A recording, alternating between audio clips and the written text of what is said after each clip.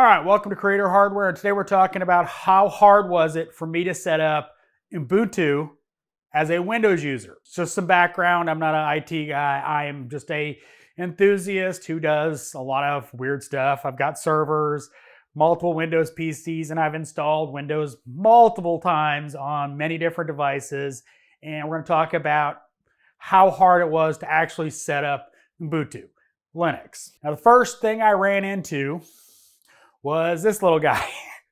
Now, if you don't understand, Windows, you just put the install media on a flash drive, you plug it in, it boots off of it, you're done. So you have to use some sort of ISO flash utility like Etcher, something like that. Now this flash drive, I tried twice to add an ISO for Linux and it failed both times. I think probably because I already have Proxmox and TrueNAS on it. So rather than trying to figure out how to delete all that and just do a fresh install, I just grabbed a different USB key and, well, it went fine.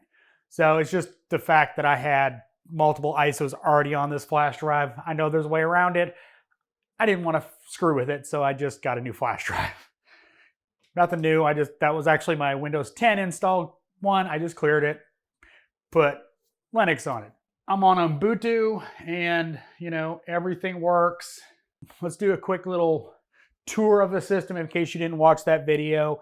It is a Xeon, a Chinese machinist motherboard, 64 gigabytes of ECC memory, Noctua cooler, 1660 Ti that I had around, power supply I had around. It's merely a test system. I just wanted to play around with Linux on a conventional desktop before I move into a virtual machine on a server. Now, the plan for this stuff is to go into a server box. This case I've had, this used to be my Unraid server box. Now it's in a rack, so that's why this is here. It's just temporary, good place to put it rather than having it on the motherboard box and just having it sit there. I just put it in a case. Just an FYI, if you use this machinist motherboard, fan controls don't really work. I've adjusted the fans in BIOS, it does nothing. They pretty much run where they run, that's it. So anyway, that's the Linux box hardware I'm using. Like I said, it's just a temporary, it's gonna get moved into a server for some other stuff. Get subscribed if you wanna see that kind of content, but I'm just doing it to play around with Linux. Now, one of my biggest things about Linux is, well, is that. I'm still not 100% confident with the console, the terminal, but do you even really need to use that for a lot of things? No. If you're building this to be a web browsing download machine, I'm done. I don't even need to use, I literally did not use this at all setting it up. So overall, other than having to use an ISO program to put it onto a flash drive, the process was stupid easy. Everything works out of the box, keyboard, mouse, Corsair keyboard and mouse from my gaming PC because I don't have another keyboard that's easy to pull off a PC, so that's why I'm using these. But anyway, if you're afraid of Linux, like I had some trepidation going into this, thinking I would step into some of the issues I had with setting up Proxmox and TrueNAS. Didn't have any of those issues. After I got the installation media correct, it literally was a simple install. I mean, just as easy as doing Windows. It added drivers. I'm on the internet. I've got Firefox. I can go to YouTube. I didn't have to go through and set up drivers. Now, yes, there's optimizations I can do, but the fact is literally out of the box. It works well.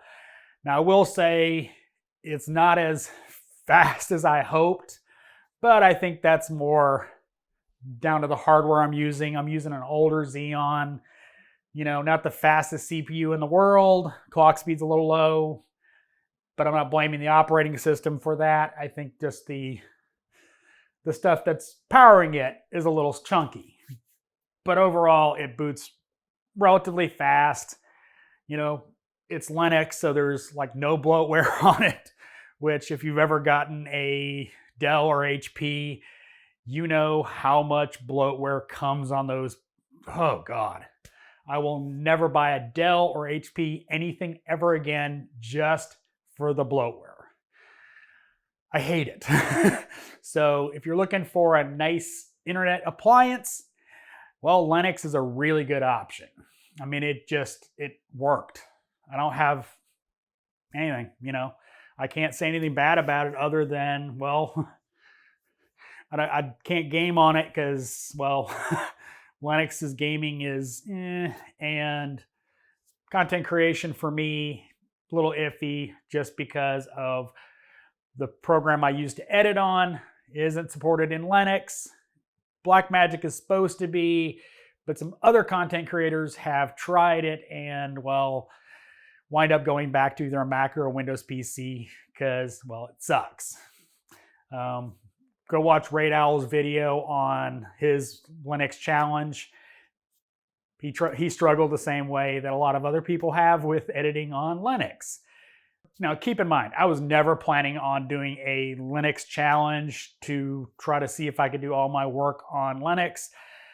Where I work, we use Windows 10, Windows Server, not really an option for my day job, and I only have the weekends to do my work here, so struggling to get something to work on Linux would suck. So that was just a side note. I'm not doing a Linux challenge. It was merely just to play around with it, get my feet wet with it, and then I can virtualize it and put it on one of the servers and play with it with a little more confidence. That was the whole reason for this, not to build a dedicated Linux box because, you know, I've got servers over there, editing PC over there, gaming PC over there, my wife's PC over there. There's a laptop in the closet. I really don't need another machine. The whole point was just to play with it. So hope you enjoyed my little take on installing Linux. As always, thanks for watching. This is Creator Hardware.